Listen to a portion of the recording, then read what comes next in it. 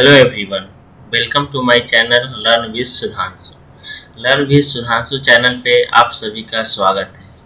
Friends, आज हम लोग डिस्कस करेंगे 27 दिसंबर का जो हमारा सीटेट का ऑनलाइन एग्जामिनेशन हुआ था उसका क्वेश्चन। फ्रेंड्स, अगर आप हमारे चैनल पे नए हैं तो आप हमारे चैनल को लाइक करें, सब्सक्राइब करें और शेयर करें।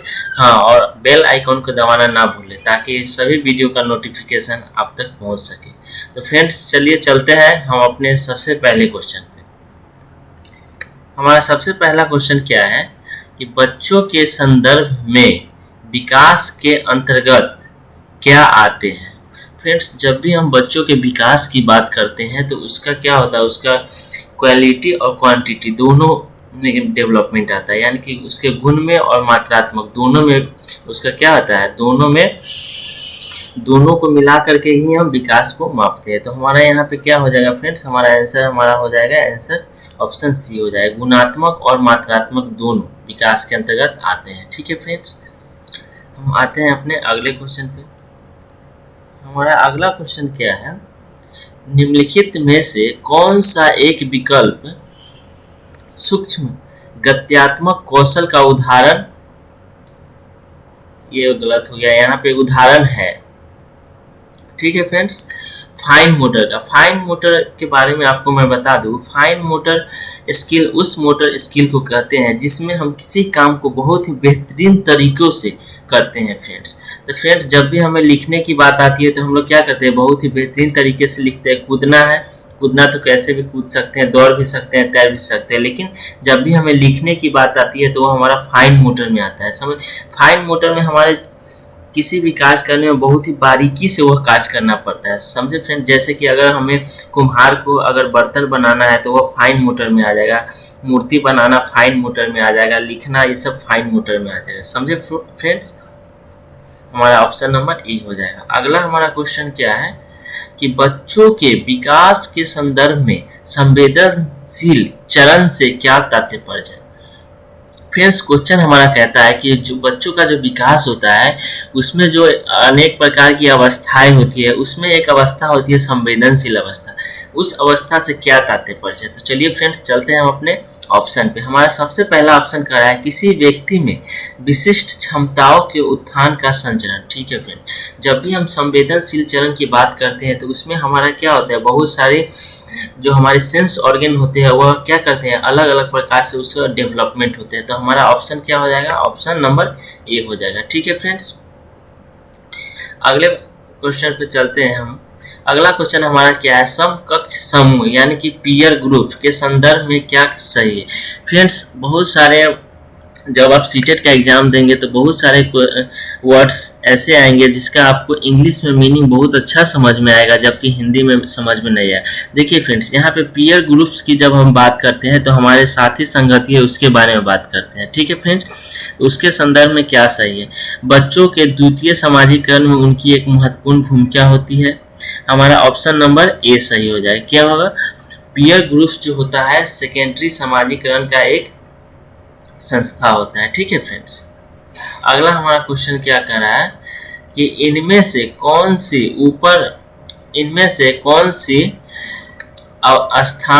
सा स्थान लोअर कोहल वर्ग के नैतिक विकास के पारंपरिक अवस्था के अंतर्गत आती है। फ्रेंड्स, आपको मैं बता दूं कि लोअर कोहल वर्ग ने जो अवस्था दी है वह 3 प्रकार की अवस्था दी है। समझ में आया फ्रेंड्स, पहला दिया है पूर्व पारंपरिक अवस्था, फिर पारंपरिक अवस्था और गैर पारंपरिक अवस्था। ठीक है फ्रेंड, तो हमारा जो पारंपरिक अवस्था होता है वह 2 नंबर पे आता है। ठीक है फ्रेंड्स, और 2 नंबर में इसमें जो है वो क्या होता है, सामाजिक सरोकार और आत्मबोध होता है। ठीक है फ्रेंड्स, अगला क्वेश्चन हमारा क्या कह रहा है, अगला क्वेश्चन है कि समायोजन घटित होता है। फ्रेंड्स, समायोजन शब्द के बारे में मैं आपको बता दूं कि समायोजन शब्द से संबंध उस शब्द से है जिसमें कि हम किसी भी स्कीमा में, यानी कि हमारे पास जो नॉलेज है उसमें हम क्या करते हैं, परिवर्तन करते हैं। किसी नए चीज को देख करके जोड़ते नहीं, उसमें क्या करते हैं, परिवर्तन करते हैं। ठीक है फ्रेंड्स, तो हम क्या कर रहे हैं कि बच्चे अपने अनुभवों को वर्तमान स्कीमा में सम्मिलित करें और उनका रूपांतरण करते हैं। फ्रेंड्स हमारा ऑप्शन एक पर ही आंसर आ रहा है। ठीक है फ्रेंड्स, नहीं, हाँ ठीक है।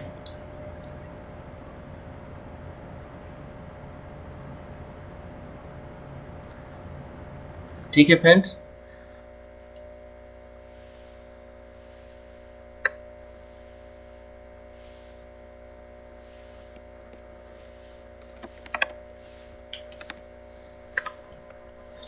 अगला क्वेश्चन हमारा क्या कहता है, एक अध्यापक जो शिक्षण अधिगम प्रक्रिया में विद्यार्थियों को सहपाठियों से अंतःक्रिया कराकर एवं सहारा देकर अध्यापन करती है, यह शिक्षण अधिगम की प्रक्रिया किस पर आधारित है। फ्रेंड, जब भी हम यहाँ पे जो अध्यापिका है वह एक दूसरे से क्या करे, एक दूसरे से सीखने की बात कर रही है। तो एक दूसरे से जब सीखने की बात करता है तो यह बात हमारे वाइगोस्की जो करते हैं, बच्चा जो है समाज के साथ रह करके सीखता है। ठीक है फ्रेंड्स, तो हमारा ऑप्शन यहाँ पे क्या हो जाएगा, ऑप्शन नंबर सी हो जाएगा। ठीक है फ्रेंड्स, अगला हमारा क्वेश्चन क्या कर रहा है कि प्रगतिशील शिक्षा में पाठ्यचर्या के उद्देश्य को महत्व देते हैं। पाठ्यचर्या का उद्देश्य किसको महत्व देते हैं, तो इसमें क्या हो जाएगा, रटना स्मृति, रटने पे तो हमें जोर देना नहीं है। सत्ता के प्रति अनुकूलता, ये भी इससे कोई संबंधित नहीं। आलोचनात्मक चिंतन, हाँ हमारा फ्रेंड्स आंसर क्या हो जाएगा, आलोचनात्मक चिंतन। इसमें क्या करते हैं हम, बहुत किसी भी चीज को बहुत बारीकी से देख करके सोचने समझने की प्रक्रिया को करते हैं। ठीक है फ्रेंड्स, अगला हमारा क्वेश्चन क्या है कि हार्वर्ड गार्डनर के बहुबुद्धि सिद्धांत के अनुसार इनमें से कौन सा बुद्धि जटिल आंतरिक भावनाओं को पहचानने और उनका प्रयोग करके उनके आचरण को दिशा देने के योग से संबंधित। फ्रेंड्स, जब भी हमें आचरण से संबंधित है और यहाँ पे किसके बारे में करा है, खुद के बारे में करा है, तो जब भी हम खुद के बारे में जब हम बात करेंगे तो वह हमारा किससे संबंधित हो जाएगा, अंतः व्यक्तित्व से संबंधित हो जाएगा। और जब हम दूसरे के बारे में बात करेंगे तो वह हमारा अंतर व्यक्तित्व हो जाएगा। ठीक है फ्रेंड, तो हमारा आंसर क्या हो जाएगा, बी हो जाएगा, क्योंकि यहाँ पे आंतरिक भावनाओं यानी कि खुद की भावनाओं को समझने के लिए बताया गया है। ठीक है फ्रेंड्स, चलते हैं हम अपने अगले क्वेश्चन पर। हमारा अगला क्वेश्चन क्या कर रहा है कि शब्दों का उपयोग जैविक अंतरों के लिए, यानी कौन सा शब्दों का उपयोग हम जैविक अंतरों के लिए करते हैं, और जबकि दूसरे कोई शब्द है उसका प्रयोग हम लोग स्वभाव के लिए, जिससे विशिष्ट सांस्कृतिक पुरुष और महिलाओं के लिए किया जाता है।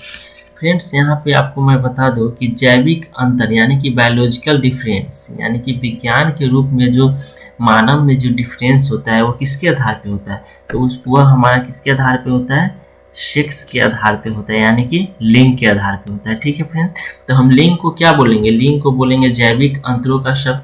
ठीक है फ्रेंड्स, लेकिन जब हम मानव के सांस्कृतिक के द्वारा पुरुष और महिलाओं के रूप में जब हम बात करते हैं तो वह हमारा किसके रूप में होता है, जेंडर के रूप में हो जाता है। किसके रूप में होता है, जेंडर के रूप में। तो फ्रेंड्स, हम ये एक बात यहाँ से यह भी कह सकते हैं कि जेंडर जो है वह एक समाज के द्वारा बनाया गया शब्द है, जबकि लिंग जो है या बायोलॉजिकल यानी कि जैविक के द्वारा बनाया गया शब्द है। ठीक है फ्रेंड्स, चलिए फ्रेंड्स चलते हैं हम अपने अगले क्वेश्चन पर। हमारा आंसर नंबर ए हो जाएगा। ठीक है फ्रेंड्स,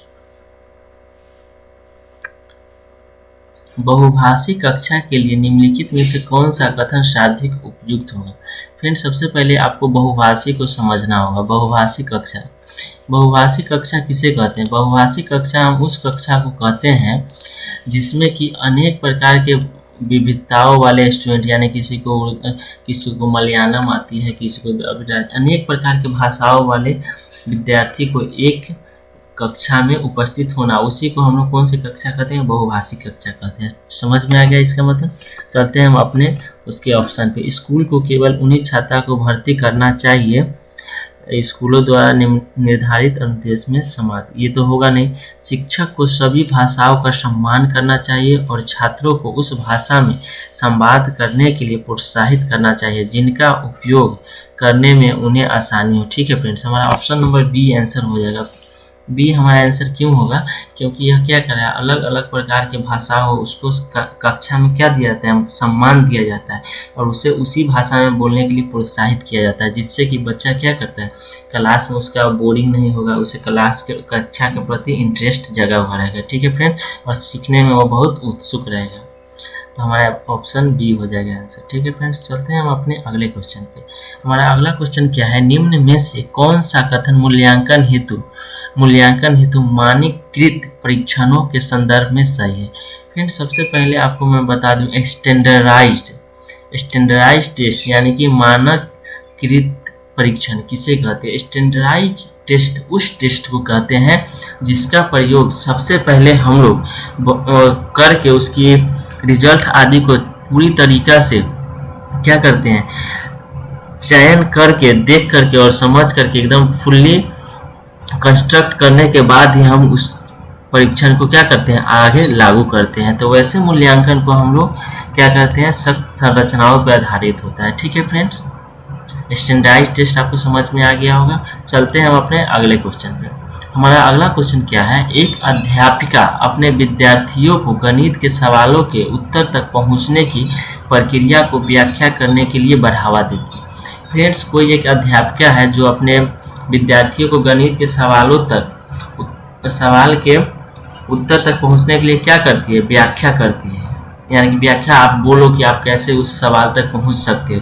तो इसमें हम क्या करते हैं, इसमें हमारा अर्थहीन हो जाएगा, नहीं कभी कभार ही इस्तेमाल करना चाहिए, नहीं अधिगम की गति को बाधित कराए, नहीं संज्ञा, ये हमारा ऑप्शन डी हो जाएगा, संज्ञानात्मक कौशल के विकास में मददगार होगा। फ्रेंड्स, जब भी हम किसी बच्चे को खुद से पढ़ने के लिए कहते हैं तो उसका ब्रेन का जो डेवलपमेंट है वो बहुत ही अधिक होता है। फ्रेंड्स, समझ में आया, तो हमारा ऑप्शन नंबर डी हो जाएगा। अगले क्वेश्चन पे आते हैं। अगला क्वेश्चन हमारा क्या कह रहा है, एक ऐसी दशा जिसमें कोई बच्चा पढ़ते समय कुछ अक्षरों और शब्दों को हटा देता है या प्रतिस्थापित करता है या फिर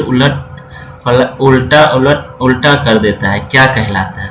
फ्रेंड्स, जब भी कोई बच्चा पढ़ते समय किसी बच्चे को किसी शब्द को आगे पीछे करते, उलट पलट कर दे, तो उसे हम लोग क्या कहते हैं, डिसलेक्सिया कहते हैं, वाचन वैफल्य कहते हैं। ठीक है फ्रेंड्स, ये तो सिंपल सा पिछली कक्षाओं में भी हमने डिस्कस किया था। चलते हैं फ्रेंड्स अब अगले क्वेश्चन पर। हमारा अगला क्वेश्चन क्या कह रहा है कि खुशबू अपने आप से परियोजनाओं पर कार्य करने के लिए बहुत उत्साहित है और वह मौलिक एवं अभिसारी संसाधनों की खोज कर रही है। यह गुण किस ओर संकेत करता है। फ्रेंड्स, इसमें दो चीज आए हैं, वह खुद से उत्साहित है यानी कि अपने आप से वह करने के लिए किसी काम को उत्साहित है, और अभिसारी समाधानों की खोज करें। अभिसारी समाधान उस समाधान को कहते हैं जिसमें से किसी भी एक क्वेश्चन का अनेक प्रकार से सॉल्यूशन किया जा सके। ठीक है फ्रेंड्स, अनेक प्रकार से इसका सॉल्यूशन किया जा सके, उसे हम अभिसारी संसाधन कहते हैं। जब भी कोई विद्यार्थी एक सवाल का अनेक प्रकार से उसका समाधान खोजने की कोशिश करता है तो वह किस ओर संकेत करता है, वह सृजनात्मक यानी कि क्रिएटिव स्टूडेंट की ओर संकेत करता है। क्रिएटिव स्टूडेंट हम उसी स्टूडेंट को कहते हैं जो स्टूडेंट एक समस्याओं को देख करके अनेक प्रकार के समाधान खोजने की कोशिश करता है। ठीक है फ्रेंड्स, चलते हैं हम अपने अगले क्वेश्चन पर।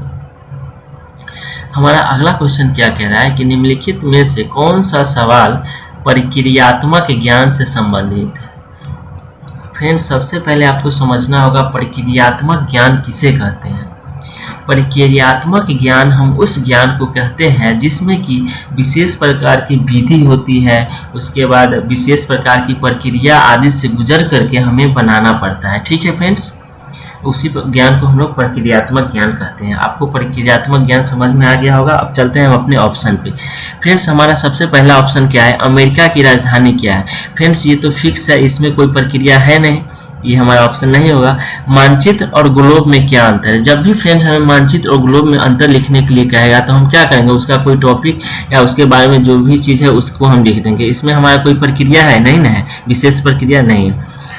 ऑप्शन सी क्या बोल रहा है, 3 अंकों वाली संख्याओं को जोड़ने का क्या तरीका होता है। फ्रेंड्स, जब भी हम 3 अंकों वाली संख्याओं को जोड़ने के तरीका को जाएंगे तो हमें क्या करना होगा, इकाई दहाई सैकड़ा 3 अंकों को 3 स्थानों पर रखना होगा। एक विशेष प्रक्रिया से रख करके ही हम जोड़ सकते हैं। ठीक है फ्रेंड्स, तो हमारा ऑप्शन क्या हो जाएगा, ऑप्शन नंबर सी हो जाएगा। ऑप्शन डी को भी देख लेते हैं, प्रकाश संश्लेषण की परिभाषा क्या है। इसमें क्या करना है, कोई विशेष प्रक्रिया है नहीं फ्रेंड्स, इसमें सिर्फ हमें बोलना है प्रकाश संश्लेषण के बारे में। ये थोड़ी है कि जो लिखा हुआ है सो ही बोलना है, अपने मन से ही बोल सकते हैं। तो हमारा ऑप्शन नंबर क्या हो जाएगा, सी हो जाएगा। ठीक है फ्रेंड्स, चलते हैं हम अपने अगले क्वेश्चन पे। राष्ट्रीय शिक्षा नीति 2020 प्रस्तावित करती है कि कैसी शिक्षा होनी चाहिए। फ्रेंड्स, जब हम न्यू एजुकेशन पॉलिसी 2020 की जब हम बात करते हैं तो उसमें हमें क्या किया जाता है कि उसमें बच्चे को सक्रिय रूप से भूमिका के लिए निभाया जाता है। फ्रेंड्स, जब भी हम अपने ऑप्शन को पढ़ेंगे तो उसमें देखेंगे कि कौन से ऑप्शन में बच्चे सक्रिय रूप से भाग लेती है। तो फ्रेंड्स, हमारा ऑप्शन बी जो है, जिसमें अन्वेषण प्रेरित करना या खोज उन्मुखी, इसमें क्या करता है, बच्चे खुद से रिसर्च करते हैं, तो इसमें बच्चा खुद ही सक्रिय है। तो हमारा ऑप्शन नंबर बी हो जाएगा। ठीक है फ्रेंड्स, चलते हैं हम अपने अगले क्वेश्चन पे। हमारा अगला क्वेश्चन क्या है कि समस्या के समाधान की वह प्रणाली जिसमें लक्ष्मी आरंभ करके क्रमशः पीछे की तरफ चलकर हल तक पहुंच जाती है। यानी कि बता रहे हैं कोई भी समस्या है, समझे, वहां से वह क्या करती है, पीछे की तरफ चलती है और वह समस्या का समाधान करती है। तो इस स्थिति को हम लोग क्या कहते हैं, इस स्थिति को हम लोग कहते हैं पक्षगामी कार्यकारी युक्ति, यानी कि वर्किंग बैकवर्ड स्ट्रेटजी। ठीक है फ्रेंड्स, हमारा ऑप्शन नंबर बी हो जाएगा आंसर। ठीक है फ्रेंड्स, चलते हैं हम अपने अगले क्वेश्चन पे। हमारा अगला क्वेश्चन क्या है, जब बच्चे गलतियां करते हैं तो क्या करना चाहिए। फ्रेंड्स, जब भी आपने अपने ट्रेनिंग कॉलेज में पढ़ा होगा तो आपको बताया गया होगा कि जब बच्चे गलतियां करते हैं तो उससे हमें दंड नहीं देना चाहिए। ठीक है फ्रेंड्स, उन्हें क्या करना चाहिए, उन्हें सुधारने का मौका देना चाहिए। उन्हें कक्षा में, ऑप्शन हमारा क्या, उन्हें कक्षा में महत्व नहीं देना चाहिए, ऑप्शन नहीं होगा। उन्हें काल को बार बार दोहराने के लिए कहना चाहिए जब तक वह गलती करना छोड़ न दे, ये भी नहीं होगा। उन्हें कक्षा में एक अलग खंड में बैठाना चाहिए, नहीं होगा। तो बचता है हमारा ऑप्शन डी। ऑप्शन डी में क्या बोला है, शिक्षक को बच्चे की सोचने समझने की प्रक्रिया को समझने के लिए उसके साथ चर्चा करनी चाहिए। ठीक है फ्रेंड, जब भी बच्चे गलतियां करते हैं तो उसके साथ अगर हम बैठ करके बात करें तो वह हो सकता है कि वह गलतियां दोबारा ना करे। ठीक है फ्रेंड्स, तो ऑप्शन नंबर डी हमारा आंसर हो जाएगा। चलते हैं हम अपने अगले क्वेश्चन पे। हमारा अगला क्वेश्चन क्या है, किसी विद्यार्थियों की योजना बनाने, जांचने, मूल्यांकन करने और अपने ही अधिगम में परिवर्तन करने की क्षमता क्या कहलाती है।